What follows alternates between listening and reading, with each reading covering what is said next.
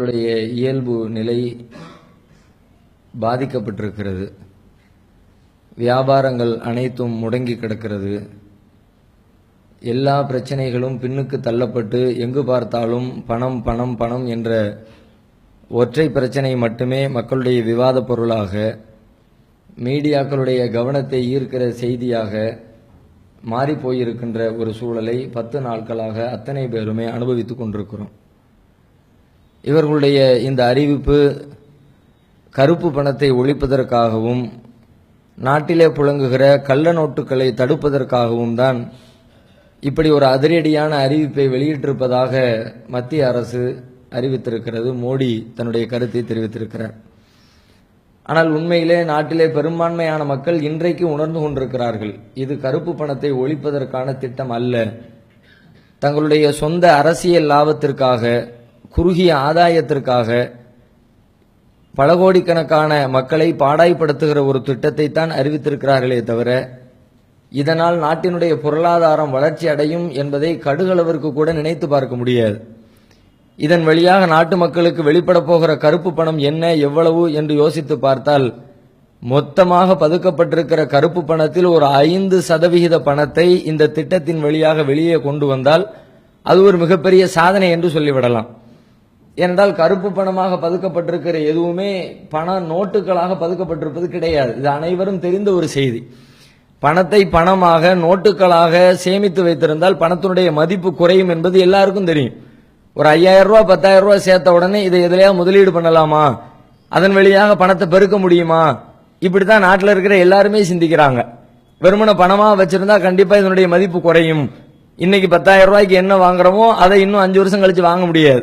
இன்னைக்கு 5000 ரூபாய்க்கு என்ன வாங்குறோமோ அதை அந்த 5000 வைத்துக் கொண்டு 5 ஆண்டுகளுக்கு பிறகு இன்று வாங்குகிற அதே பொருளை பிறகு நம்மால் வாங்க முடியாது. இந்த பொருளாதார அறிவு என்பது நாட்டில் இருக்கிற பாமர படிக்க தெரியாத ஏழை எளிய மக்களும் அறிந்து வைத்திருக்கிற ஒரு செய்தி.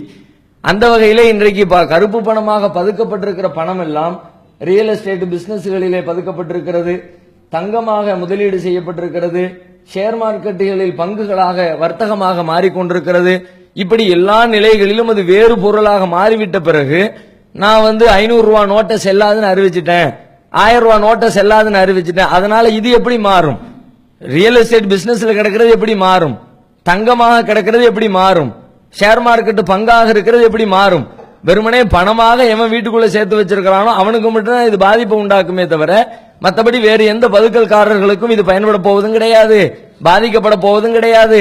எந்த பணத்தையும் கவர்மெண்ட்டுக்கு இது கொண்டு வந்து தரப்போறதும் கிடையாது. இது ஒரு சாதாரண அடிப்படை பொருளாதாரத்தை குறித்து அறிந்து வைத்திருக்கிற அத்தனை பேருமே தெரிந்திருக்கிற உண்மை. இது நமக்கு மட்டும் தெரியல, இதை அறிவித்த மோடிக்கும் தெரியும், மத்திய அரசாங்கத்துக்கு தெரியாதோ தெரியாம சின்ன பிள்ளைத்தனமாலாம் அவங்க அறிவிச்சுட்டாங்கன்னு சொல்ல முடியாது. அவர்களுடைய அறிவிப்பினுடைய பின்னணி தங்களை வளப்படுத்திக் கொள்ள வேண்டும். இந்த அறிவிப்பின் வழியாக தங்களிடத்திலே பொருளாதாரத்தை சேர்த்துக் கொள்ள வேண்டும். மற்றவர்கள் நாட்டு மக்கள் எக்கேடு கட்டு போனாலும் பரவாயில்லை, தங்களுடைய குறுகிய அரசியல் பொருளாதார ஆதாயங்களுக்காகத்தான் இந்த அறிவிப்பு வெளியிடப்பட்டிருக்கிறது என்பது அத்தனை பேருக்குமே தெள்ள தெளிவாக தெரிந்திருக்கிற ஒரு சாதாரண உண்மை. இப்படிப்பட்ட ஒரு மோசமான ஒரு ஆட்சியாளரை உலகம் இதுவரைக்கும் சந்தித்திருக்காது. ஏனென்றால் உலகத்தில் இதுக்கு முன்னாடி எத்தனையோ நாடுகள்ல இதே திட்டத்தை அமுல்படுத்தி அது தோல்வி அடைந்திருக்கிறது. நைஜீரியாவிலே நடைமுறைப்படுத்தினார்கள். கருப்பு பணத்தை ஒழிப்பதற்காக வேண்டி திடீரென்று இது போல நாங்கள் பணத்தை செல்லாது என்று அறிவிக்கிறோம் என்று அறிவித்தார்கள். அந்த அறிவிப்பிற்கு பிறகு நைஜீரியா என்னவானது? சோவியத் ரஷ்யாவிலே அறிவித்தார்கள். அந்த அறிவிப்பிற்கு பிறகு சோவியத் ரஷ்யா என்ன ஆனது?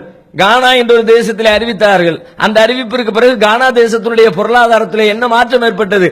வரலாறு சொல்கிற இந்த 30-40 ஆண்டுகளிலே கிட்டத்தட்ட ஒரு 5-6 நாடுகளில் இதை அறிவித்திருக்கிறார்கள். அந்த 5-6 நாடுகளுடைய பொருளாதாரத்தை இன்றைக்கு கணக்கெடுத்து பார்த்தால் ஏன் நாம் இப்படி அறிவித்தோம் என்று அவர்கள் திண்டாடி கொண்டிருக்கிறார்கள். பொருளாதாரம் நாசமடைந்து போயிருக்கிறது, நாட்டிலே அமைதியின்மை நிலவுகிறது, விலைவாசி எல்லாம் தாறுமாறாக பெருகி போயிருக்கிறது, நாட்டு மக்களுடைய நிலைமை தலைகீழாக புரண்டு சொந்த நாட்டிலே சொந்த பணத்திற்கு மதிப்பில்லாமல் அந்நிய நாட்டு பணத்தை தங்களுடைய சொந்த நாட்டிலே பயன்படுத்துகிற நிலையெல்லாம் மாறிவிட்டது. எந்தெந்த நாட்டில எல்லாம் இப்படி அறிமுகப்படுத்தினார்களோ அந்த நாட்டுடைய நிலைமை என்ன? நம்ம நாட்டு பணத்தை நம்ப முடியாது, திடீர்னு கவர்மெண்ட் செல்லாதுன்னு அறிவிச்சிரும், அதனால அமெரிக்க டாலரை பயன்படுத்துவோம், அமெரிக்க டாலரை பத்தி பிரச்சனை கிடையாது என்று வெளிநாட்டு பணத்துக்கு உள்நாட்டிலே மதிப்பு ஏறுகிறது. சொந்த நாட்டு பணத்தை மக்கள் பயன்படுத்த முடியாத ஒரு நிலை ஏற்பட்டிருக்கிறது. கண்ணுக்கு முன்னாடி பார்த்த பிறகு இதை அறிவித்திருக்கிறார்கள். நான் வெளிநாட்டுகளுடைய உதாரணங்களை எல்லாம் நீங்க யோசிக்க தேவையில்லை. நம்ம நாட்டில் உதாரணத்தை எடுத்து பாருங்களேன். கருப்பு பணத்தை ஒழிக்க, கள்ள பணத்தை தடுக்க, ரூபாய் நோட்டுகள் அதிகபட்ச மதிப்புள்ள ரூபாய் நோட்டுகளை தடை செய்கிறோம் என்று அறிவித்தாரே, இதே அறிவிப்பு இன்றிலிருந்து ஏறத்தாழ 38 ஆண்டுகளுக்கு முன்னால் 1978 மொரார்ஜி தேசாய் இதே அறிவிப்பை வைத்துக் கொண்டு அன்றைக்கு புழக்கத்திலே இருந்த உயர்ந்தபட்ச பண நோட்டுகளை தடை செய்தார். அன்றைக்கு என்ன இருந்தது? 5000 ரூபாய் நோட்டுகள் இருந்தது, 10,000 ரூபாய் நோட்டுகள் இருந்தது. இந்த 5000 ரூபாயை 10,000 ரூபாயை செல்லாது என்று அறிவிக்கிறோம், கருப்பு பணத்தை தடுப்பதற்கும் கள்ள பணத்தை ஒழிப்பதற்கும் என்று அன்றைய பிரதமர் மொரார்ஜி தேசாய் அறிவித்தார். இந்த 38 ஆண்டுகளின் நிலைமை என்ன இருக்கிறது? கருப்பு பணம் ஒளிந்திருக்கிறதா? கள்ளப்பணம் இல்லாமல் நோட்டுகளை அடிக்காமல் மக்கள் போய்விட்டார்களா? கண்ணுக்கு முன்னாடி ஒரு உதாரணம் தெரிந்தும் கூட, சொந்த நாட்டிலே ஒரு முன் அனுபவம் இருந்தும் கூட இப்படிப்பட்ட ஒரு அறிவிப்பை வெளியிட்டிருக்கிறார்கள் என்று சொன்னால் எப்படி மக்களை பற்றி கொஞ்சம் கூட கவலைப்படாத வெறும் அயோக்கியர்களை கொண்ட ஒரு ஆட்சியாக நம்முடைய தேசம் மாறி போனதோ என்ற கவலை தான் நமக்கு அதிகமாகிக் கொண்டே இருக்கிறது. இன்னும் சொல்ல போனால் உண்மையிலே கருப்பு பணத்தை ஒழிக்கிறவர்கள் அதற்கு எத்தனையோ வழி இருக்கிறது. நாட்டு மக்களை சிரமப்படுத்தாமல் பணத்தை மீட்பதற்கு 1000 வழிகள் இருக்கிறது. எந்த வழியாவது கடைபிடித்திருக்கிறார்களா?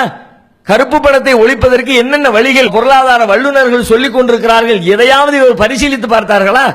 கருப்பு பணத்தை ஒழிப்பதற்காக வேண்டி பல திட்டங்கள் நாட்டிலே அறிவிக்கப்பட்டிருக்கிறது.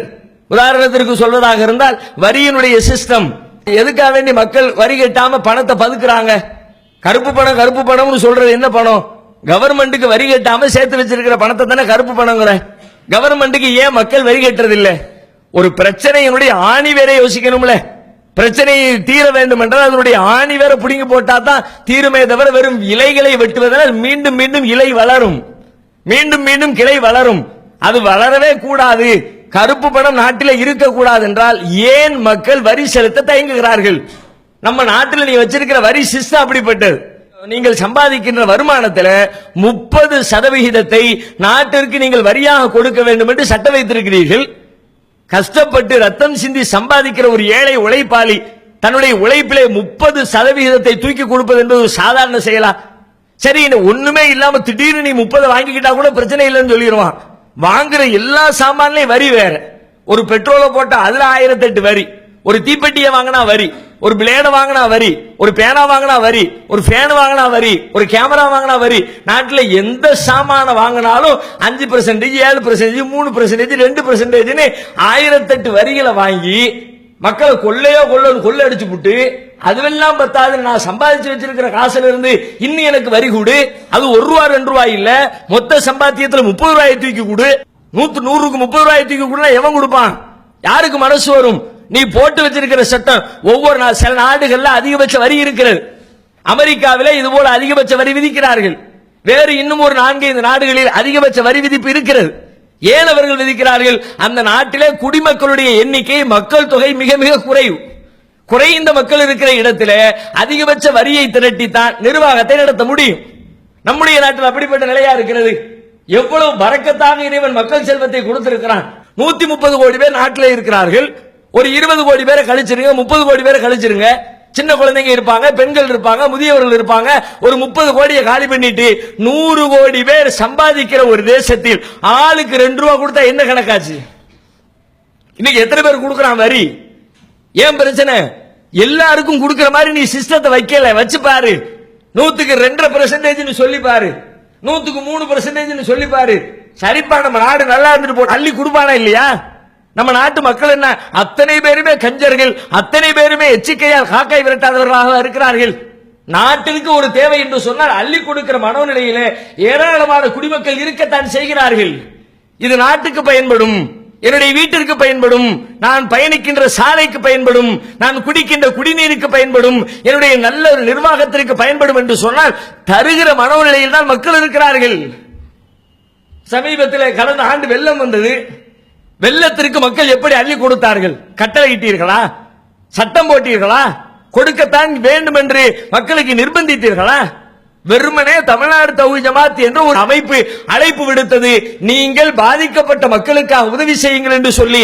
நாட்டிலே இருக்கிற ஏராளமான அமைப்புகளில், நிர்வாக செட்டப்புகளில் ஏதோ ஒரு ஓரத்தில் இயங்கிக் கொண்டிருக்கிற ஒரு அமைப்பின் அழைப்பை கேட்டு அறிவிப்பை ஏற்று 33 கோடி ரூபாயை நாட்டு மக்கள் அள்ளி கொடுத்தார்கள் என்று சொன்னால், சட்டம் போடவில்லை, அதிகாரம் இல்லை, மிரட்டல் இல்லை, ஒரு சின்னஞ்சிறிய நிகழ்வின் பின்னணியிலே இத்தனை கோடி ரூபாயை அள்ளி தருகிற மக்கள் இருக்கிறார்கள் என்று சொன்னால், நாட்டின் முன்னேற்றமும் மக்களுடைய முன்னேற்றமும் தானே அதனுடைய பின்னணியில் இருக்கிறது.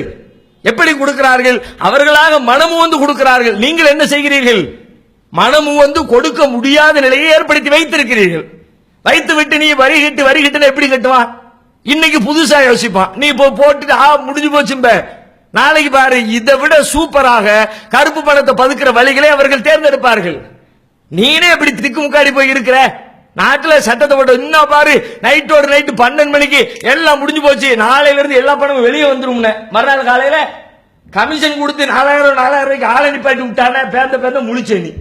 ஆஹா, என்னடா பண்றது? வேற ஒரு ரூட்டை திறந்து விட்டானே, கையில மைய வையின்னு. நீ கையில மை வச்சா அவனுக்கு மைய அழிக்க தெரியாது. நீ ஒரு வழியில வந்தா இருக்கிறவனுக்கு அதுல இன்னொரு குறுக்கு வழியை கண்டுபிடிக்க தெரியாதா? என்ன எத்தனை கருப்பு பணம்? நாட்டு மக்களுக்கு வசதி செய்து கொடுங்கள். வங்கியில மக்கள் வெயில் காத்து கிடக்கிறார்கள், வெயில் படாமல் நிழல் படுகிற வகையில் அவர்களுக்கான ஏற்பாடுகளை செய்து கொடுங்கள் அப்படின்னு அறிவிப்பு வந்துச்சு. அதுல கருப்பு பணம் எப்படி பாருங்க, எவன் மேலையும் நிழலே பற்றக்கூடாதுங்கிற மாதிரி மேல போட்டு வைக்கிறான் நிழல் பந்து. அதுக்கு கீழே போய் நின்று பாருங்க, அதுக்கு 45,000 ரூபாய் கணக்கு எழுதிடுவான். 4000 ரூபாய் செலவு, 45,000 ரூபாய் கணக்கு, மீதி பாக்கெட் கலப்பணம். நீ போட்டு வச்சிருக்கிற அறிவிப்புகள்ல எதுவெல்லாம் கருப்பு பணத்தை தடுக்க போகிறது என்கிறீர்களோ அதற்குள்ளேயே திரும்ப திரும்ப கருப்பு ஓட்டைகள் திறந்து கொண்டே இருக்கிறது. வாட்ஸ்அப்புகளில், முகநூல்களில் நீங்கள் பார்த்திருப்பீர்கள். நேற்றைய தினம் இந்தியாவிலே வங்கியின் பின்புறத்தில் நடைபெறக்கூடிய காட்சிகளை பலரும் பகிர்ந்தார்கள். என்ன, பேக் சைடுல காசு போயிட்டு பேக் சைடு ஓடி வருது, உள்ளுக்குள்ள போகல, கியூல நிக்கல, பணத்தை மாத்தல, சீல் வைக்கல, ஐடி கொடுக்கல, ஒரு பஞ்சாயத்தும் இல்ல. பின்னாடி போய் நின்று 2 வீலர் மேல 8 நின்று காசை கொடுக்கறான், பணத்தை வாங்கிட்டு பின்னாடி விடுவான். இந்த பணத்துக்கு பேர் என்ன உன் பார்வையில? உங்கள் அகராதியில் இந்த பணத்திற்கு என்ன பெயர்? கருப்பு பணம் தானே. எங்க ஒளிஞ்சிச்சு? எப்படி ஒளியும்? ஒளிவதற்குரிய சாத்தியக்கூறல் எதுவுமே இல்லை. வரியின் சிஸ்டத்தை குறைத்தால் அள்ளி தருவதற்கு மக்கள் தயாராக இருக்கிறார்கள், அதை பரிசீலிக்கவில்லை. அது மட்டுமில்லை, நாட்டிலே இந்த பிரச்சனையே இல்லாமல் தீர்ப்பதற்கு அற்புதமான வழி. என்ன வழி? நாட்டில் மொத்தமாக புழங்குகிற பண மதிப்பின் அளவு எவ்வளவு? நம்ம நாட்டில் மொத்தமா எல்லாரும் பயன்படுத்துற காசு பணம் இருக்குல்ல, ஒவ்வொருத்தரையும் தனித்தனியா கணக்கெடுக்க வேண்டாம். நம்ம ரிசர்வ் பேங்க் எவ்வளவு பிரிண்ட் பண்ணிச்சுன்றத வச்சு கணக்கெடுத்துடலாம்ல. மொத்தமா இவ்வளவு பிரிண்ட் பண்ணி நாட்டுக்குள்ள விட்டுருக்குன்னா அவனுக்கு தெரியும் எவ்வளவு கணக்கு, எவ்வளவு பணம் புழங்குகிறது. ரிசர்வ் பேங்க் அறிக்கை தருகிறது, ஏறத்தாழ 16 லட்சம் கோடி ரூபாய் நாட்டிலே மக்கள் மத்தியில் பணமாக புழங்கிக் கொண்டிருக்கிறது. 16 லட்சம் கோடி. இந்த 16 லட்சம் கோடியில் பெரிய பெரிய கார்ப்பரேட் நிறுவனங்களுக்கு, ரிலையன்ஸ் நிறுவனத்திற்கு, அதானியின் நிறுவனத்திற்கு, அம்பானியின் நிறுவனத்திற்கு, எஸ்ஆர் நிறுவனத்திற்கு, ரெட்டி சகோதரர்களுடைய நிறுவனத்திற்கு என்று சொல்லி பெரிய பெரிய கார்ப்பரேட் நிறுவனங்களுக்கு அரசாங்கத்தின் சார்பில் கடனாக கொடுக்கப்பட்டு வராமல் அவர்களிடத்திலே தேங்கி கிடக்கிற பணத்தின் மதிப்பு மட்டும் 8.5 லட்சம் கோடி, 8.5 லட்சம் கோடி. மொத்த பணம் 16 லட்சம் கோடி, அதுல 8.5 லட்சம் கோடி இந்த டீம் கையில மாட்டிருக்கு. வாங்க வந்து பணத்தை பறிமுதல் பண்ணு. எத்தனை ஆண்டுகளாக இந்த பேச்சு ஓடிக்கொண்டிருக்கிறது. எவ்வளவு திமிர் இருக்கிறது பாருங்க அரசு இருக்கு. மக்கள் அவதிப்படுகிறார்கள், சோற்றுக்கு வழி இல்லாமல் திண்டாடுகிறார்கள், மருத்துவமனையில் மருத்துவமா இருக்க முடியவில்லை, பயணம் செய்ய முடியவில்லை, சுற்றுலா சென்றவர்கள் சோற்றுக்கு வழி இல்லாமல் திண்டாடி கொண்டிருக்கிறார்கள். இந்த நிலையிலே நேற்றைக்கு முன்தினம் அரசு அறிவிப்பு வெளியிடுகிறது, சோற்றுக்கு வழி இல்லாமல் சிரமப்படுகிற கிங்ஃபிஷர் நிறுவனம், மல்லையாவுடைய கிங்ஃபிஷர் நிறுவனத்திற்கு இருக்கிற அவர்கள் வாங்கிவிட்ட ஆக குறைந்த கடன் தொகையான 1201 கோடி ரூபாயை அரசு தள்ளுபடி செய்கிறது. எவன் விட்டு சொத்துறா? இப்ப முன்னாள் வந்த அறிவிப்பு 1201 கோடி. யாருக்கு தள்ளுபடி? அவர் 2500 ரூபாய்க்கு உரம் வாங்கிட்டு அதுக்கு பணம் கட்ட முடியாம சிரமப்படுகிற விவசாயிக்கு தள்ளுபடி அல்ல. நாட்டின் மொத்த சொத்தையும் சுரண்டி விட்டு இங்கிலாந்துல போய் சொகுசு பங்களாவில் குடியிருந்து கொண்டிருக்கிற மல்லையாவின் நிறுவனத்திற்கு 1201 கோடியை தள்ளுபடி பண்ணி ஏன் பண்ணுன? அவன் வசூலிக்க வரி. இன்னும் சொல்ல போனால் வெக்கக்கேடு. அவர்களை எந்த பட்டியலில் வைத்திருக்கிறார்களாம்? காசு இருந்தும் வசூலிப்பதற்கு வழியில்லாத நிலையில் உள்ள கடன்களாம். காசு ஒருத்தன் இருக்கு, நான் ஒருத்தன் கடன் கொடுத்துட்டேன், அவன் காசு இருக்கு, என்னால் வசூல் பண்ண முடியாம போகலாம். ஏன்? அவன் திமிரு பிடிச்சவனா இருக்கலாம், ரவுடியா இருக்கலாம். அது மாதிரி சில பேர் செய்வாங்களே, தர முடியாது, என்னடா பண்ணுவோம். ஒரு சாமானியனால் இயலாமல் போகலாம். ஒரு அதிகாரத்தால், ஆட்சியாளர்களால், இந்திய தேசத்தினுடைய தலைவர்களால் அவன்கிட்ட வாங்குற கடனை தருவதற்கு வசதி இருந்தும் பெற முடியாத நிலையில் அந்த லட்சணத்தில் மல்லையா இருக்கிறாராம். அதனால 1201 கோடியை தள்ளுபடி பண்ணிட்டோம்னா கேவலமாக இல்லை? நிர்வாகம் நடத்துகிறவர்களுக்கு மக்களை பற்றி கொஞ்சம் கூட அக்கறை இல்லாமல் யார் யாருக்கெல்லாம் அள்ளி கொடுக்கிறீர்கள்? இதை சரியான முறையில் வசூலிக்க முயற்சி எடுத்தீர்களா? நான் கேட்கிறேன், குறைந்தபட்சம் இந்த பெரும் பண முதலைகளுடைய சொத்துக்கள் ஜப்தி என்று அறிவிப்பீர்களா? ஒரு நாளைக்கு பேப்பர் எடுத்து பார்த்தா 1008 சொத்து ஜப்தி. மொத்த இந்தியாவில் கணக்கெடுங்க. ஒவ்வொரு ஏரியா வாரியா பேப்பர் வருது இல்ல, சென்னை பதிப்பு, நெல்லை பதிப்பு, திருச்சி பதிப்பு, மதுரை பதிப்பு, ஒவ்வொரு பதிப்பிலையும் 4 சொத்து ஏலத்துக்கு வருது. கடன் வாங்கினான், திரும்ப அடைக்கவில்லை, சொத்து ஏலத்துக்கு வருகிறது, சொத்தை ஜப்தி செய்து விட்டோம், வாகனத்தை ஜப்தி செய்து விட்டோம், எல்லாத்தையும் பண்றல்ல. இந்த மல்லையாவுடைய சொத்தை ஜப்தி பண்ணா என்ன? கோவாவிலே பல்லாயிரம் கோடி பெருமானம் உள்ள அவனுடைய சொந்த பங்களா இருக்கிறதாம். அந்த பங்களாவை ஜப்தி செய்து அதை விற்பனை செய்வதற்கு பெரும் சட்ட சிக்கல் நீடிக்கிறது. என்ன சிக்கலுங்க? ஒரு அரசாங்கத்துக்கு என்ன? எனக்கு சிக்கல், உங்களுக்கு சிக்கல், அரசுக்கு என்ன சிக்கல்? அவர்களுக்கு அதில் அக்கறை. கருப்பு பணத்தை மீட்கிறதெல்லாம் நோக்கம் கிடையாது. அவர்களை சார்ந்தவர்கள், தங்களுடைய கூட்டாளிகள் அதிலே சந்தோஷமாக அனுபவிக்க வேண்டும், அதற்காக கொண்டு வரப்பட்ட திட்டம். அதனால்தான் தங்களுக்கு தேவைப்பட்டவர்களுக்கு மட்டும் ரகசியமாக செய்தியை பகிர்ந்து கொண்டார்கள். எல்லாம் பெருசா பீத்தலாம் பிஜேபி காரம்புறம்.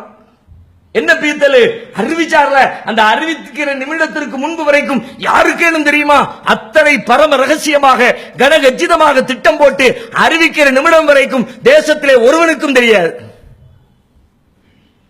நேற்றைக்கு பாராளுமன்றத்தில் காங்கிரஸ் கட்சியினுடைய பாராளுமன்ற உறுப்பினர் மல்லிகார்ஜுனே அவர் கேட்கிறார், முதலிலே இந்த செய்தி குறிப்பிட்ட மக்களுக்கு கசிந்தது எப்படி?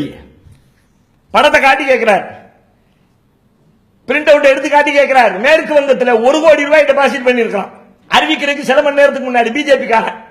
எப்படி பண்ணணும், ஏன் பண்ணணும், நீ விசாரணை போட்டியா? உத்தரப்பிரதேச மாநிலத்தில் பிஜேபியினுடைய மாநில தலைவராக இருக்கிறவரின் மகள் மறுநாள் காலையில 10 லட்சம் ரூபாய் கொண்ட 2000 ரூபாய்களை கொண்டிருக்கிற கெட்டு இருக்கிற 10 லட்சம் ரூபாய், 10 லட்சம் ரூபாய் கட்டு ரூபா நோட்டோட போஸ்ட் கொடுக்கிறேன். ஒருத்தனுக்கு நான் ரெண்டு தாளுக்கு மேல கிடையாதுன்ட்டு, நீ 4000 ரூபாய்க்கு மேல பணம் தர மாட்டோன்ட்ட, அந்த அளவு ஸ்டிக் பண்ணிய இந்த சின்ன பிள்ளைக்கு 10 லட்சம் ரூபாய் கெட்டு எப்படி கிடைச்சிச்சு? மறுநாள் எப்படி கிடைச்சிச்சு? பதில் சொன்னியா? அவங்களுக்கு சொல்ல வேண்டிய செய்தியெல்லாம் அப்படி சொல்ல வேண்டிய ஆட்களுக்கு சொல்லி, கட்சிக்காரனுக்கு சொல்லி, கார்ப்பரேட் நிறுவனத்துக்கு சொல்லி, நீ எல்லாம் செட்டில் பண்ணு, நான் பொதுமக்களை நாசி பண்ணிடுறேன் என்பதை தவிர இந்த திட்டத்தின் வேறு என்ன இருக்கிறது? சரி, நான் கேட்கிறேன், குறைந்தபட்சம் ஒரு திட்டத்தை அறிவிப்ப, ஊழல் செய்ய, கருப்பு பணம் பண்ணு, நாட்டில் எல்லா அரசியல்வாதிகளுடைய பொழப்பாவே இருக்குது, அதை கூட மக்கள் கண்டுகொள்ளாமல் விட்டு விடுவார்கள். ஆனால் அதை அறிவிப்பதனால் மக்களுக்கு ஏற்படுகிற சிரமங்களை குறைப்பதற்காவது குறைந்தபட்ச திட்டத்தையாவது நீங்கள் தீட்டி இருக்கிறீர்களா? ஒரு திட்டமும் கிடையாது. 16 லட்சம் கோடியில 80% பணம் 500 ரூபாய் 1000 ரூபாய், மீதி 20% 50 ரூபாய் 100 ரூபாய் 20 ரூபாய் 10 ரூபாய். 80% நோட்டை நீ தடை பண்றனா வெறும் 20% வச்சு நாடு எப்படி இயங்கும்? குறைஞ்சபட்சம் ஒரு 100 ரூபாய் 50 ரூபாய் கூட கொஞ்சம் அடிச்சு வச்சியா? அந்த ஏற்பாடு பண்ணல. சரி, எல்லா மக்களும் பேங்க்ல வந்து குவிவாங்கல, அவங்களுக்கு தேவையான வசதிகளை செஞ்சு கொடுப்போமே, பணியாளர்களை அதிகப்படுத்துவோமே, அதை பண்ணுனீங்களா? அதை பண்ணல. மக்களுக்கு என்ன முன்னேற்பாடுகளை செய்து? ஒரு ஏற்பாடும் இல்ல. அறிவிச்சதுக்கு பிறகு வர்ற சிக்கலை பார்த்து கூடி கூடி உட்கார்ந்து புதுசு புதுசா என்னென்னமா சொல்லுது. அதற்கு முன்னால் இந்த சிக்கல் வரும் என்பதை யோசிக்கிற புத்தியுள்ளவனுக்கு தெரியாதா இது? எதை குறித்தும் மக்களை குறித்து அக்கறைப்படுகிறவர்கள் யோசிப்பார்கள். இவர்களுக்கு மக்களை குறித்து என்ன அக்கறை இருக்கிறது? தேசத்தை பற்றி என்ன அக்கறை இருக்கிறது? சொந்த கட்சியும் சொந்த லாபமும் சொந்த வருமானமும் அது குறித்தே சிந்திக்கிறவர்கள் மக்களை எப்படி கவனிப்பார்கள்? மக்களை பற்றி அக்கறை துளி கூட கிடையாது.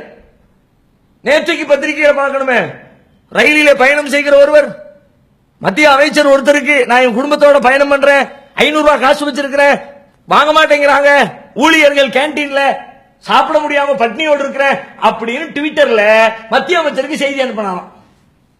உடனே அந்த நியூஸ அவர் ரயில்வே அமைச்சருக்கு அனுப்பி விட்டாராம். ரயில்வே அமைச்சர் உடனே எந்த வண்டியில போறிய, எந்த இடத்துல போறிய எல்லாத்தையும் விசாரிச்சு பர்டிகுலர் பார்ட்டிக்கு அங்க இருக்கிற டிக்கெட் பரிசோதகர் வழியாக பணத்தை மாற்றி கொடுத்து உணவு கொடுக்க ஏற்பாடு செய்தாராம். சபாஷ், அருமையான வேலை, அற்புதமான வேகம், மாற்று கருத்து இல்லை. ஒருத்தருக்கு செஞ்சல, இது மாதிரி நாட்டில் 1 கோடி பேர் பயணத்தில் அல்லல் படுறாங்க, அவனுக்கு என்ன வழி? செஞ்சதை வரவேற்கிறேன், சந்தோஷம். பட்டினியால் ஒருவன் உங்களுடைய அறிவிப்பால் பட்டினி கிடந்து சாக கிடக்கிற ஒரு குடும்பத்தை உங்களுடைய வீரமான வேகமான விரைவான நடவடிக்கையின் வழியாக அவர்களுக்கு உணவு கொடுத்தீர்கள், அதை நான் பாராட்டுகிறேன். அதே நேரத்தில் இதுபோல 1 கோடிக்கு மேற்பட்டவர்கள் நாடு முழுக்க பயணித்து பயணித்து பயணித்து சோத்துக்கு வழி இல்லாமல் திண்டாடுகிறானே, அந்த ஏழை பாழைகளுக்கு நீங்கள் செய்திருக்கிற ஏற்பாடுங்க. ஒரு மண்ணாங்கட்டி கிடையாது, எதை குறித்தும் கவலை கிடையாது. எத்தனை இழப்பு, உயிரிழப்புகள் எத்தனை, அதை பார்த்தீர்களா? முந்தா நாள் கோயம்புத்தூர்ல தீபஸ்ரீ என்ற சிறுமி, 3 வயது சிறுமி, மருத்துவமனையில் 500 ரூபாய் 1000 ரூபாயை பெற்றுக்கொள்ள மறுத்ததனால் மருத்துவம் செய்யாமல் மரணித்திருக்கிறாளே, அவருடைய உயிருக்கு என்ன பதில்? ஒடிசாவிலே தன்னுடைய 2 வயது குழந்தையை தூக்கி கொண்டு ஆஸ்பத்திரிக்கு ஓடுகிறான். அவசரத்திற்கு ஆட்டோவில ஏற நினைக்கிறான். ஆட்டோக்காரன் 50 ரூபாய் இருந்தா ஏறு, 100 ரூபாய் இருந்தா ஏறு, 500 ரூபாய் வச்சுக்கிட்டு ஏறாதுங்களாம். தோளில் போட்டுக்கொண்டு தன் குழந்தையோடு மருத்துவமனைக்கு ஓடுகிறான். ஓடுகிற வழியிலேயே தன் குழந்தையின் உயிர் பிரிகிறது. அந்த உயிருக்கு என்ன பதில்? ஊபியிலே 11 பேர் மரணம், மேற்கு வங்கத்திலே 7 பேர் மரணம், குஜராத்திலே 3 பேர் மரணம், மகாராஷ்டிராவில் 2 பேர் மரணம். அதிகாரப்பூர்வமாக வந்திருக்கிற செய்திகள் இந்த பணத்தட்டுப்பாட்டால் ஏற்பட்டிருக்கிற விளைவுகளாக 40 உயிர்கள் இதுவரைக்கும் அதிகாரப்பூர்வமாக சென்றிருக்கிறது. அது பத்திரிகையில் செய்தியாக வந்திருக்கிறது.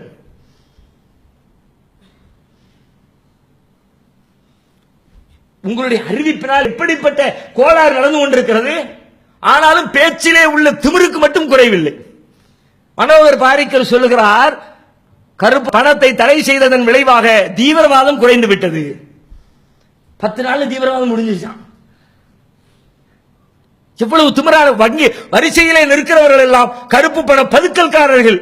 பிரதமர் சொல்றார், தன் நாட்டிலே இருக்கிற அத்தனை குடிமக்களையும் பதுக்கல்காரர்கள் என்று பட்டம் கொடுத்த ஒரே பிரதமர் இவராகத்தான் இருப்பார். கருப்பு பணத்தை பதுக்கி வச்சு வழி இல்லாம வங்கியின் வாசல்ல காத்து கிடக்கிறானா அப்படின்னா தமிழிசை சவுந்தரராஜன் போய் காத்து கிடந்து வாங்கினேன்னு பெருமை, நானும் மக்களோடு மக்களாக நின்று அப்படின்னு அவங்க பத்திரிகைக்கு பேட்டி கொடுக்கிறாங்க. மோடி ஸ்டேட்மெண்ட் வந்து உழுது, எப்படி வரிசையில் நிக்கிறவங்க பூரா பதுக்கல்காரன்.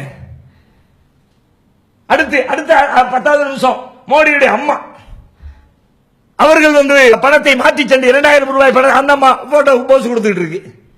அவர் அறிவிப்பு வருது, வரிசையில் நின்றவர்கள் பதுக்கல்காரர்கள், உங்க அம்மா பதுக்கல்காரரு, உன் மாநில நிர்வாகி பதுக்கல்காரங்க, நாட்டில் இருக்கிற உன் கும்பல் எல்லாமே பதுக்கல். அதான் முகநூல்ல ஒருத்தன் அழகா கேட்டிருந்தான், பெத்த தாய் ஒழுங்கான பிள்ளைய பெற்றிருந்தா புள்ள போய் லைன்ல நின்று பணத்தை வாங்கி கொடுத்துருக்கும், நீ கூறுகட்ட பிள்ளைய பெற்று வச்சனா இப்படிதான் அல்லல்பட வேண்டியது வரும். உண்மைதானே, அதுல நகைச்சுவை இருந்தாலும் உண்மை இருக்கிறதா இல்லையா?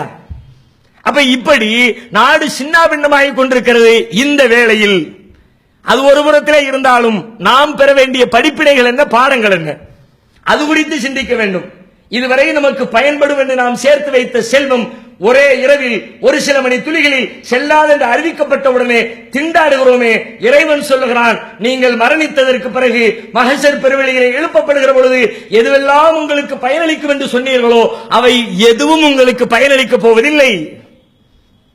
வல் பாக்கியாத்து ஸாலிஹாத்து கைருன் இன்த ரப்பிக ஸவாபன் வ கைருன் அமலா. நிலையான நல்லறங்களே உங்கள் இறைவனிடத்தில் நன்மையை பெற்று தரும். உங்கள் செல்வம் பயனளிக்கும் என்று நினைத்தீர்கள், செல்வம் பயன் தராது. உங்கள் அதிகாரம் பயன் தரும் என்று நினைத்தீர்கள், அதிகாரம் பயன் தராது. உங்களுடைய சொந்த பந்தங்கள், பிள்ளைகள், பெற்றோர்கள், அண்ணன் தம்பி என்ற உறவுகள் உங்களுக்கு பயனளிப்பார்கள் என்று நினைத்தீர்கள், அவர்கள் பயனளிக்க மாட்டார்கள். உங்களில் நல்லறங்கள் மட்டுமே உங்களுக்கு பயனளிக்கும். எனவே நல்லறத்திலே கவனம் செலுத்துங்கள் என்று இறைவன் நமக்கு அறிவுறுத்துகிறான். முன்னமே எச்சரித்து விட்டான். இவர்களை போன்று திடும் என்று அறிவிக்கிறவன் அல்ல இறைவன். முதலிலே தெளிவாக சொல்லிவிட்டான், பணத்தால் நாளை மறுமையில் மதிப்பில்லை. நபிகளார் சொல்லுகிறார்கள், வாழ்க்கை இழந்தவன் யார் தெரியுமா? இன்றைக்கு நம்மிடத்திலே கேட்டால், வங்கி கணக்கு திறக்காமலே தன் பணத்தை வீட்டிலே சேர்த்து வைத்தவன் வாழ்க்கையை தொலைத்து விட்டான் என்போம். அவன் ஒண்டியாம போடணும், வீட்டிலே வச்சுக்குவோம், பாதுகாப்பா சேஃப்டியா வீட்டுல ஒரு லாக்கரை வாங்கி வச்சவன் ஓஞ்சது கதை என்று நாம் சொல்லுவோம். இதே போல நபிகளாருடைய தோழர்களும் சொல்கிறார்கள், மல்லா திருகமலகு வலா அம்மத்தா, யாரிடத்திலே திருகம் இல்லையோ, யாரிடத்திலே தீனார் இல்லையோ, அவர்கள் எல்லாம் வாழ்க்கையை தொலைத்தவர்கள் என்று நபித்தோழர்கள் பதிலளிக்கிறார்கள். நபிகள் நாயகம் ஸல்லல்லாஹு அலைஹி வஸல்லம் அதற்கு சொல்லுகிறார்கள், இல்லை, நான் அது குறித்து சொல்லவில்லை. இன்னல் முஃப்லிஸ மின் உம்மத்தி யஅதி யௌமல் கியாமா, என் சமூகத்திலே வாழ்விழந்தவன் என்று சொன்னார், அவன் மறுமையில் வருவான். யஅதி பி ஸலாத்தின், தொழுகையின் நன்மையோடு வருவான். ஒ சியாமின், நோன்போடு வருவான். ஜகாத்தின், ஜகாத்து கொடுத்த நன்மைகளோடு வருவான். அப்படி வந்தவன் அவன் செய்த தீமைகளால், பிறருக்கு செய்த கெடுதிகளால் ஒருவனை அடித்திருப்பான். அப்பொழுது ஒருவன் புகார் செய்வான், அல்லாஹ் என்னை இவன் அடித்தான், கதபஹாதா வலரபஹாதா வசமக தமஹாதா, அநியாயமாக என்னை கொலை செய்தான், என்னை திட்டினான், அவதூறு பேசினான் என்று ஆளாளுக்கு புலம்புவார்கள். இவன் நன்மைகள் எல்லாம் அவனுக்கு கொடுக்கப்பட்டு கடைசியில் இவன் நரகவாதியாக மாறி போவான். இவனே என் சமூகத்திலே வாழ்விழந்தவன் என்று நபிகளார் சொன்னார்கள். இந்த அறிவிப்பு நமக்கு தர வேண்டிய பல்வேறு பாடங்களில் முக்கிய பாடம். செல்வமெல்லாம் ஒரு புறத்திலே இருக்கட்டும், இதுவெல்லாம் குறைந்த காலம். 30 ஆண்டோ 40 ஆண்டோ 50 ஆண்டோ 80 ஆண்டோ 800 ஆண்டுகள் வைத்துக் கொள்ளுங்கள். அதை தாண்டி இதனால் நமக்கு என்ன பயன்?